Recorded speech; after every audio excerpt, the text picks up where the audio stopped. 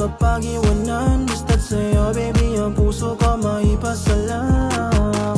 At nung lumapit ako, tinanong ko yung pangalan mo. Sabi ba birong sinabi mo sa'kin na ikaw yung future ko.